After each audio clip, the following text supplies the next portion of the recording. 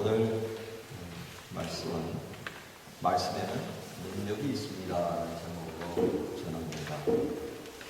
여러분 한번 화면을 좀 볼까요? 여러분들이 보실 때 왼쪽입니까? 왼쪽이 되나요? 장사가 오른쪽입니다. 하는 왼쪽에 보면 첫 번째 사진이 사그라다 파밀리아라고 하는 성당입니다. 우리말로는 가족 성당 이렇게 될 것 같아요. 다음에 건물 사진은 까사바뜨요라고 하는 거고요. 까사바뜨요. 그 다음에는 구엘 공원에 있는 입구 쪽에 있는 하나의 건물입니다.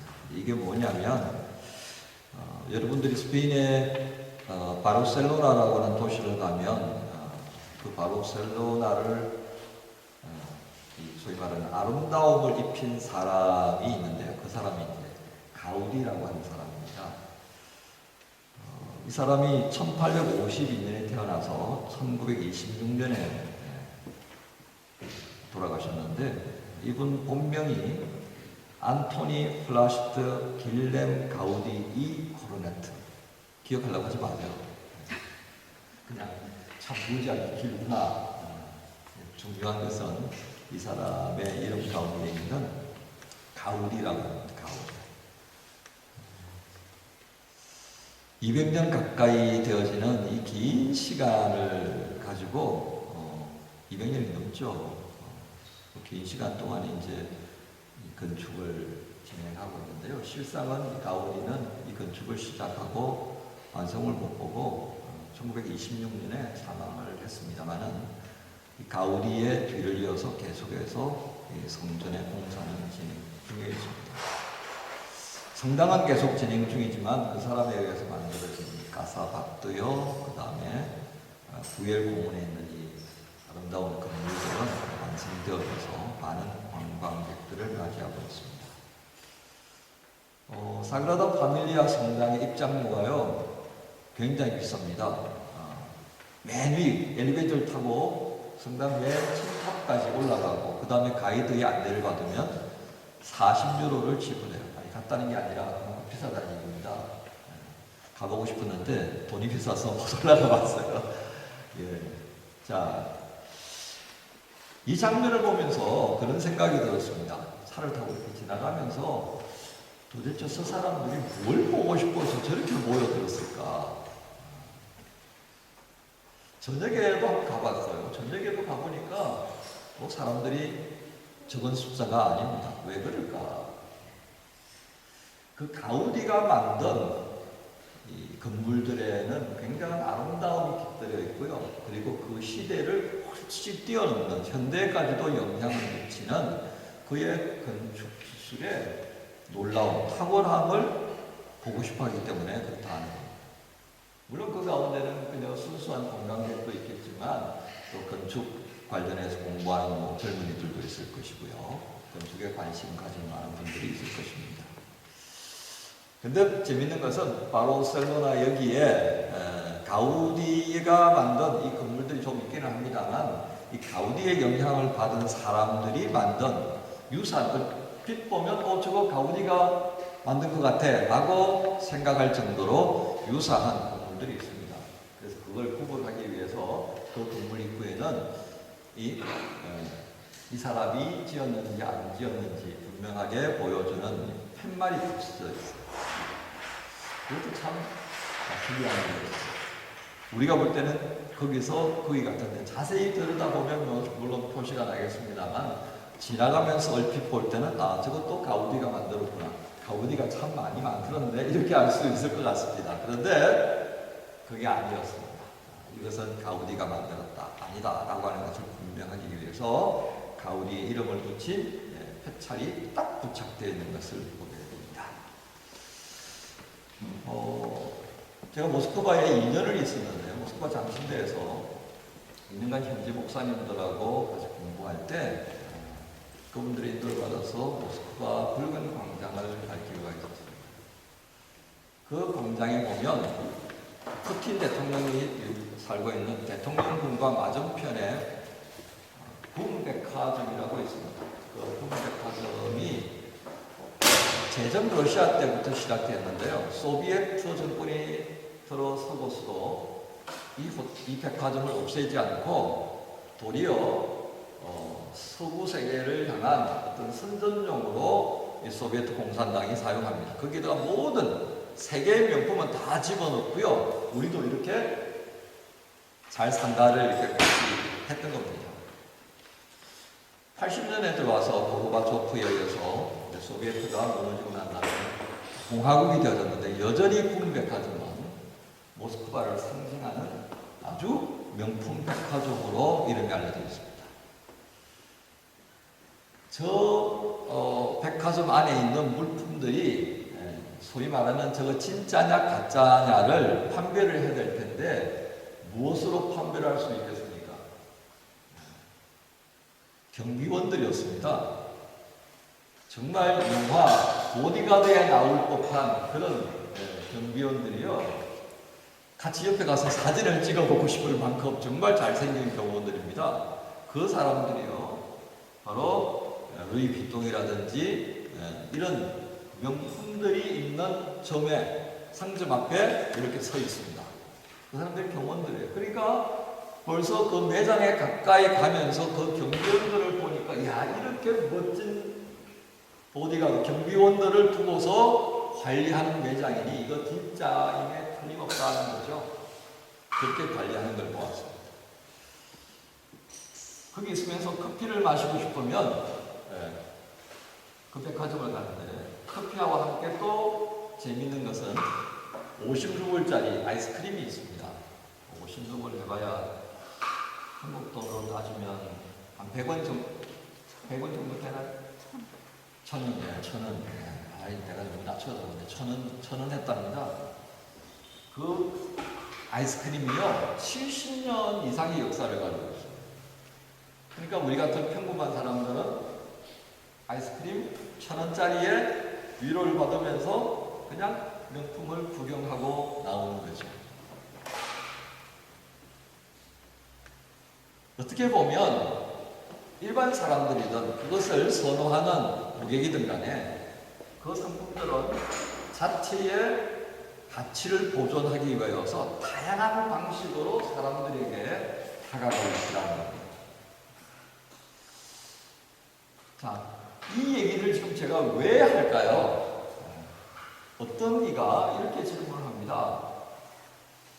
기독교에는 왜 이렇게 이단과 사이비가 많습니까?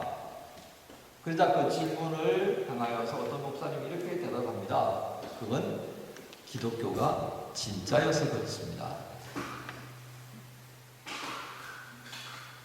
루이비통이라든지 보발이라든지 샤넬이라든지 구찌라든지 이 가방들의 짝퉁이 많은 거 아시죠? 그죠? 짝퉁 사보신 분 있으세요? 그래도 여러분들은 짝퉁인 줄 알고 사니까 다행이지 진품인 줄 알고 샀는데 이게 짝퉁일 때는 진짜 열받죠. 그죠? 짝퉁이지만 거기에 어떤 라벨을 붙이느냐에 따라서 이게 보는 게 달라지니까요. 얼핏 보면 진짜 유사하게 생겼습니다. 진짜 비슷하게 생겼어요. 그런데 이거 언제 알아볼 수 있을까요? 여러분 공항에 한번 들고 나가보시면 알 것입니다. 공항에 들고 나가면 큰일 난다는 얘기예요. 공항에 이게 짝퉁을 들고 나갔다가 걸리면요 벌금 물고요 압수당하고요 정말 난감한 일이 생깁니다. 경찰에 가서 다 보수 써야 되고 어디 사는지도 다 드러내야 돼요. 왜요? 왜 그렇습니까? 이 명품들이 자기들의 라벨을 관리하기 위해서 각국 경찰에다가 협조 요청을 했어요. 공항에서 관리하는 겁니다. 그런데 기독교는 어때요? 그거 사실 관리가 잘 안 되니까요. 모두가 붙입니다. 그래서 뭐 교회에 붙이죠. 뭐 선교회. 통일교는 이제 교회 이름을 안 씁니다. 거기는 이제 교회 이름을 안 써도 될 만큼 쉽다고 생각했는지 세계 평화 통일 가정 협의회인가 이런 필요가 있는 뭐죠? 그러나 아직 제대로 자리를 잡지 못한 동네들은 여전히 교회를 씁니다. 왜 그럴까요? 어쨌든 간에 앞에다가 뭐라 붙여놓고 뒤에다 교회 붙이면요 뭘 잘 모르는 사람들은 그게 그럴싸하게 보이거든요. 그럴싸하게. 여러분, 오늘 제가 가우디가 만든 그 건물들을 그 영향을 받은 사람들이 만든 것과 구별하기 위해서 라벨을 붙이고, 또 명품들도 그 라벨들을 관리하기 위해서 멋진 경호원들을 세우고 매장을 관리하는 걸 말씀을 드렸습니다. 우리는 여기서 하나의 의문점을 가지게 됩니다. 그렇다면 교회는 이러한 이단과 사이비들과 대면할 때 어떻게 하면 이 순전한 진짜 교회를 유지할 수 있을까? 초대 교회는 어떻게 했는가? 라고 관심을 가질 수가 있겠습니다. 오늘 우리에게 주어진 이 19장 8절부터 20절까지 말씀은 초대 교회에도 여전히 많은 이단과 사이비들이 존재하고 있었고, 그것을 향하여서 하나님께서 하나님의 사람들을 통해서 어떻게 진짜인가를 드러내셨는가를 본다는 것은 앞으로 우리 시대에서 마주하게 될 이 이상한 그룹들과의 관계에 있어서 분명하게 우리의 자세를 취할 수 있지 않겠는가 하는 것입니다. 오늘 말씀에 어떤 내용이 있습니까? 바울은 8절부터 9절의 모습을 통해 한결같은 모습으로 복음에 집중하고 있는 것을 보여줍니다. 누가는 에베소에서 복음을 증거하는 바울의 모습을 이렇게 표현합니다. 담대히 하나님 나라에 관하여 권면하되 라는 말로 줄여볼 수 있는 것입니다. 바울이 회당에 들어가서 1달 동안 담대히 하나님 나라에 관하여 강론하며 권면하되 라는 말씀입니다. 이걸 다르게 표현하면 어떤 내용으로 우리가 딱 정리해 볼 수 있겠습니까? 바울은 한결같은 주제로 지속적으로 흔들림 없이 복음을 증거했다라고 하겠습니다. 이게 매우 중요해요. 정말 중요한 부분입니다. 우리가 신뢰를 주기 위해서 여러 가지 방법을 사용합니다만, 바로 오늘 누가가 증거하는 바울의 복음 증거하는 모습은 그들에게 있어서 바울은 언제나 똑같은 것에서 시작해서 똑같은 것으로 끝나. 그게 뭐겠습니까? 예수로부터 시작해서 예수로 끝났다는 말입니다. 여러분, 독일에서 생활하다 보니까 때때로 작은 도시를 가서 뭘 먹을까 찾다가 좀 허름한 식당에 한번 들어가 보신 적이 있을지 모르겠습니다. 그 식당들의 입구에 보면 연도가 쓰여 있습니다. 1826년. 이거 뭐예요? 둘 중에 하나입니다. 이 집이 1826년에 지었던 집이든지 아니면 이 식당이 1826년부터 시작했든지 그럼 물어보는 겁니다. 식당이 시작된 때입니다. 그럼 벌써부터 마음이 어떻게 돼요? 이 집에 음식 맛이 어떨까? 라는 기대감이 생기죠. 그리고 그 레스토랑 안에 들어가 보면 그때부터 풍겨서 나오는 냄새가 어떻습니까? 그냥 냄새일까요? 아닙니다. 무지막지한 사연을 담고 있는 냄새임이 틀림없어요. 그죠? 스프 한 그릇에 담겨져 있는 그 엄청난 사연들, 포크에 담겨있는 그 사연들, 여러분 한번 상상해 보세요. 그러니까 그 다음에 나올 음식에 대한 기대는 풍성해집니다. 그리고 한 숟가락 탁 떠먹었을 때, 무언가를 입에 넣었을 때 여러분 입에서 어떤 말이 나와야 되겠습니까? 역시 그래요.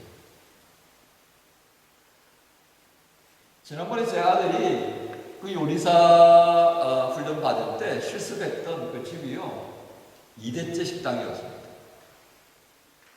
지하에 포도주를 저장하는 지하 창고가 있을 정도로 그 음식 맛이요, 우리가 볼 때는 별것 아닌 것 같은데 하여튼 하이델베르크에 부자들은 다 오는 것 같아요. 그치? 왜 그렇겠습니까? 이게 아버지 때부터 아들대로 이어져가지고 음식이 한결같은 깊은 맛을 내기 때문이라는 것을 알기 때문에 그렇습니다. 하나님은 누가를 통해서 교회가 세상을 향해서 어떠해야 하는가를 이렇게 보여주셨습니다. 우리가 복음을 증거하기 위하여서 예수 이름으로 어떻게 살아야 하는가를 보여주셨다고 하겠습니다. 우리가 예수 이름으로 살고 예수 이름으로 증거하고 예수 이름으로 권면하는 것 분명합니다. 그러나 그 삶의 바탕은 어떠해야 된다고요? 지속적이어야 한다는 거예요. 조명습계처럼 아침이 다르고 저녁이 다르고 어제가 다르고 오늘이 다르고 1년이 다르고 2년째가 다르고 5년이 다르고 10년이 달라버리는 1세대하고 2세대가 달라버리는 교회, 그것을 하지 말라고 우리에게 말씀합니다. 그렇다고 해서 이 일관성을 가지고 있는 모습이 항상 좋은 결과를 가져오는 것은 아닙니다. 오늘 말씀에 어떤 내용이 있습니까? 9절에 어떤 사람들은 마음이 굳어 순종하지 않고 무리 앞에서 이 도를 비방하거늘 바울이 그들을 떠나 제자들을 따로 세우고 두란노 성원에서 날마다 강론하니라 했습니다. 이 말은 때때로 성공적인 결과만 있는 게 아니다를 우리에게 보여줍니다. 그렇다고 해서 무조건 붙들고 가는 것만이 능사가 아니라는 것을 우리에게 말씀합니다. 불순종한다는 것이 너무도 크게 드러나시면 오히려 말씀을 듣고 따르려고 하는 사람들이 힘들어지는 상황이 초래되는 것입니다. 그래서 어떻게 했다고요? 제자들을 따로 세워서 그들을 모아서 가르치기 시작하는 것이 바로 에베소서의 2년의 생활이었다는 것을 우리에게 보여줍니다. 바울은 이들을 떠나 오히려 말씀에 마음을 둔 사람들을 위해서 더 수고했던 것들을 또한 우리가 헤아려 보기를 바란다는 주님의 마음을 볼 수 있습니다. 두 번째, 이제 10절부터 12절까지 바울에게서 능력이 나타났다는 것을 우리에게 보여줍니다. 2년간을 에베소에서 사역하는데 이 바울에게 있어서 놀라운 능력이 나타납니다. 그런데 이 능력의 주체가 누구였다고 말합니까? 하나님이 행하셨다. 하나님이 행하셨다. 아니, 이때까지 바울이 자기 능력으로 한 것 없는 거 우리가 잘 알고 있는데 새삼 다시 이 말을 꺼내는 이유가 뭘까? 이유가 있다고 말해요. 이유가. 우리가 성경을 읽을 때 우리가 다 그렇게 알고 있는데 성령에 붙들려서 성령이 가라 그러면 가고 오라 그러면 오는 이 바울의 모습을 통해서 이미 바울은 성령의 인도함을 따라 사역한다는 것을 우리가 잘 알고 있는데 느닷없이 11절에 바울에게서 하나님께서 능력을 나타냈다. 이 말에 뭔 의도함이 있지 않겠나 하는 겁니다. 바로 이 의도가요, 우리가 본문에 읽었습니다만 스게와의 아들들이 어떤 모습을 취했는가를 통해서 드러납니다. 여러분, 여기서 하나님의 바울의 손으로 놀라운 능력을 행하게 하셨다는 것은 이 놀라운 능력이라는 것은 어떻습니까? 소위 말하는 이런 뜻입니다. 에베소 사람들이요, 지금까지 그 큰 도시에 이만저만한 일들이 얼마나 많았겠습니까? 희한한 일들을 정말 많이 봤을 겁니다. 그런데 그 모든 와 놀랬다 라고 할 정도를 다 뛰어넘을 수 있는, 지금까지 제대로 경험해보지 못했던 그런 희한하고 정말 예외적인 일들을 하나님이 바울을 통해서 에베소 사람들에게 보여주었던 겁니다. 그러니까 이제 더 진전되어서 어떤 일까지 생겨나느냐면요, 바울이 땀을 닦을 때 사용하던 손수건 있죠, 일할 때 쓰던 앞치마 있죠, 그걸 사람들이 들고 가서 막 아픈 사람들 위에 얹고요, 귀신이 들린 사람에게 얹으니까 이게 어떻게 됐습니까? 사람들이 낫고 귀신이 떠나는 일이 생겼다는 겁니다. 이게 무슨 일이야? 이건요, 이미 에베소 사람들에게는 이런 마술적인 일들을 행하는 것에 익숙해져 있다는 겁니다. 미신적인 일들을 행하는 것에 익숙해져 있었다고 말입니다. 그러니까 얼씨구나, 저렇게 바울이 능력이 많은 사람이니까 저 사람이 쓰는 손수건, 저 사람이 쓰는 앞치마에 분명히 능력이 담겨 있을 거야. 실제로 문헌에 보면요, 이 당시에 마술사들이, 요즘으로 따지면 무당이죠. 그 사람들이 쓰던 물건들을 가지고 와서 이런 미신적 주술을 행하기도 했다고 합니다. 근데 놀라운 것은 어땠어요? 바울이 쓰던 손수건 가져와서 이렇게 얹으니까 사람이 낫고요, 귀신이 도망가고요, 이런 놀라운 일들이 일어나기 시작했다는 겁니다. 하지만 오늘 누가는 뭐라고 말합니까? 그 능력이 바울에게서 난 것이 아니라 하나님께서 행하셨다를 분명히 말씀합니다. 그렇다면 그 손수건을 통해서, 그 앞치마를 통해서 역사하도록 하신 이가 누구라는 얘기입니까? 하나님이셨다는 겁니다. 왜요? 그 에베소 사람들이 가지고 있던 미신적 삶의 경험들을 하나님이 사용하신 거예요. 하나님이 이 복음을 증거할 때 그 사람들이 가지고 있던 문화적 토양들을 외면치 아니하고 사용하신다는 걸 우리가 여기서 볼 수가 있습니다. 그래서 요즘 K 문화, 제가 관심을 가지는 경우입니다. 왜요? 이 K 문화에는요, K-팝, K-드라마, 여기에는요, 인종, 나라, 민족, 종교하고 관계없이 젊은이들이 열광해요. 이게 매개라는 겁니다. 교회 오라 그러면 이슬람 친구들이 안 오지만, 한국 드라마, K-팝 한다 그러면 온단 말이에요. 이게 온단 말이에요. 하나님께서 우리에게 이러한 것들을 통해서 그들이 예수 이름을 알아갈 수 있는 기회로 열어주신다면 우리가 그걸 사용해야 하지 않겠습니까? 에이, 복음을 전하는데 그런 것을 쓰면 안 됩니다. 오늘 본문은 그것이 아니라고 우리에게 말씀해 줍니다. 우리가 관심을 가져야 하고, 우리가 어떻게 기도해야 하고, 어떻게 이 세대를 변화시켜 갈 수 있을는지에 대한 지혜의 말씀이 바로 여기 하나님께서 바울을 통해 능력을 행하셨다는 이 장면 속에서 볼 수 있어야겠습니다. 세 번째입니다. 여기서 이제 한 걸음 더 나간 사람들이 있습니다. 그게 바로 누구예요? 스게와의 아들들입니다. 스게와가 누구라고요? 자칭 제사장이라고 했습니다. 제사장의 아들들이 마술을 행하는 일에 관심을 가졌다는 것 자체도 참 난감한 일임에 틀림없습니다. 그런데 복음을 전가하는 이 바울의 손수건, 앞치마 가져와서 이런저런 일들이 일어나니까 우리도 한번 해보자. 나도 할까? 할 수 있을까? 그래서 시작했는데 결과가 어떻게 되었다는 겁니까? 귀신이요, 나는 예수도 알고 바울도 안 돼. 너희는 어디서 굴러온 개벽닭이냐 이렇게 된 거예요. 그래서 올라타가지고 두들겨 패고 난리가 나니까 공포에 질려가지고 알몸으로 도망가고 말았다 하는 것이 오늘 세 번째 13절부터 16절까지의 말씀입니다. 놀랍죠? 사람은 이 버바리 가방이 진짜인지 가짜인지 구분하려면 참 수고를 많이 해야 되는데, 귀신은 이게 진짜인지 가짜인지 제대로 알아본다는 거죠. 우리가 참 바보예요, 그렇죠? 꽤나 뭔가를 좀 잘 아는 것 같다 싶지만 어찌 보면 우리가 참 어리석은 존재입니다. 귀신도 아는 걸 나도 모릅니다. 내가 모르는 걸 알아서 귀신인가요? 네. 하나님의 사람들 귀신보다는 나아야죠. 오늘 말씀에 우리가 주목해야 될 부분은 어떻습니까? 바로 이 스게와의 아들들이 겪은 일을 통하여서 주변에 짝퉁처럼 신앙생활 하던 사람들이 우르르 몰려가가지고 겁에 질려가지고 자신이 행했던 것들을 다 고했다고 말하는 것입니다. 17절에 보세요. 에베소에 사는 유대인과 헬라인들이 다 이 일을 알고 두려워하며 주 예수의 이름을 높이고 믿은 사람들이 많이 와서 사복하여 행한 일을 알리며, 너무 놀란 나머지 자기들이 이거 잘못된 거야 라고 하는 것을 비로소 알아차리고 바울에게 와서 다 고백했다는 겁니다. 그리고 마술을 행하던 사람들은 자신들의 마술책을 다 가져가서 불살라 버렸다 했습니다.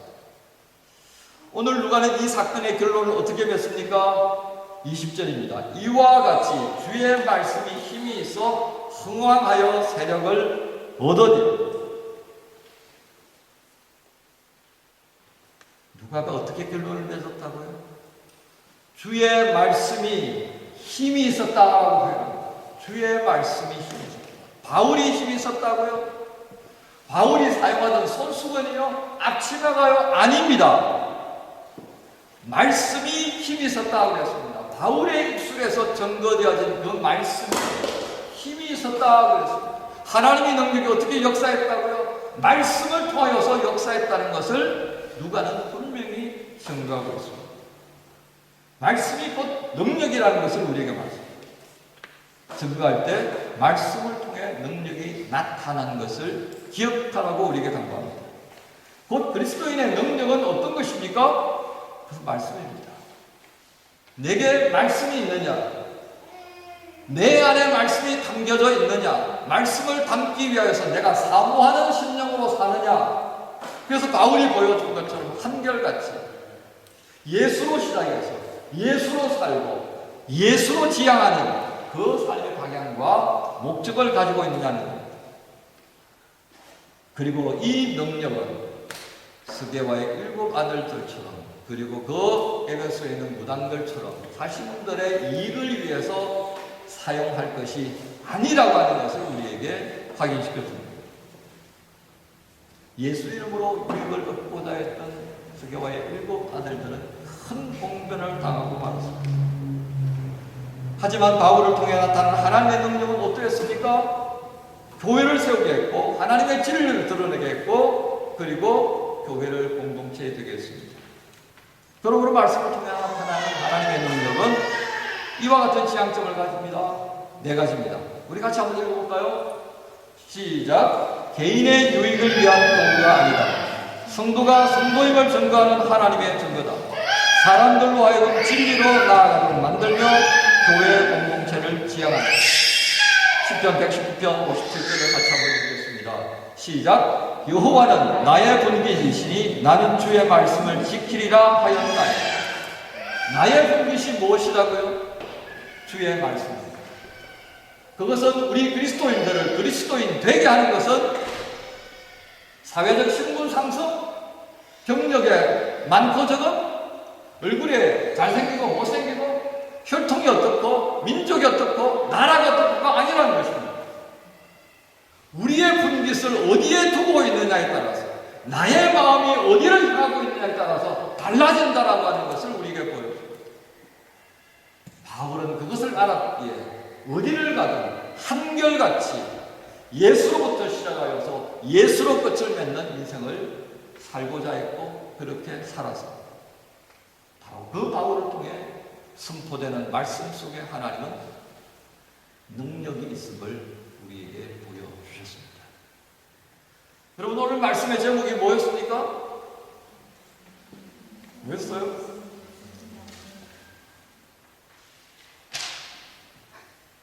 우리 크게 한번 하십시다. 제가 먼저 하고요. 같이 한번 하십시다. 말씀에는 능력이 있습니다. 여러분 말씀에는 능력이 있습니다. 이 말씀의 능력을 체험하는 한 주간이 되기를 주님께서 응원하시고 그렇게 살기를 소망하는 여러분의 발걸음에 함께 하십니다.